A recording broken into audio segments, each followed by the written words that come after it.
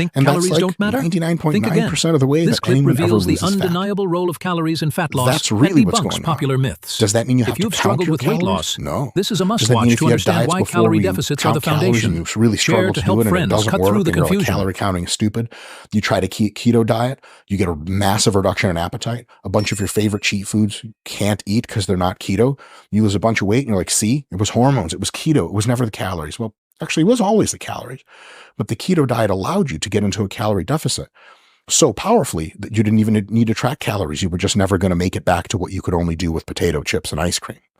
So that's the group one that is understandable. Group two are people that range anywhere from honestly misinformed folks that have noticed these changes in themselves and have created digital products and YouTube channels to help other folks figure things out, all the way through sociopathic charlatans that maybe know what's really going on and maybe don't, but don't care.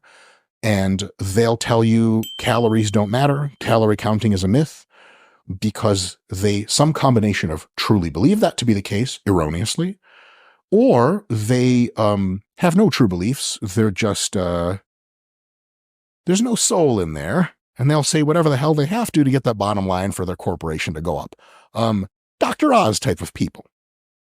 So a lot of the calorie balance is a myth comes from those second groups of people that make digital content and say these things, and is taken quite well by that first group of people that's like, well, yeah, that's what I've noticed in my life. And that's how you have that continuation of that insane, totally bonkers, upside down myth. So certain changes that people can make with the choice of foods that they have has a downstream consequence on the amount of food that they eat, and also perhaps the way that they feel, the amount that they move around. Perhaps it's tied in with a more overall change of, I'm going to care about health and I'm going to eat more meat and whole foods and stuff. And that means that maybe they take the stairs a little bit more. And this combination of a reduction of hyper-palatable calorie-dense foods on the front end and maybe a little bit of a change on the back end means reliable weight loss over the longer term.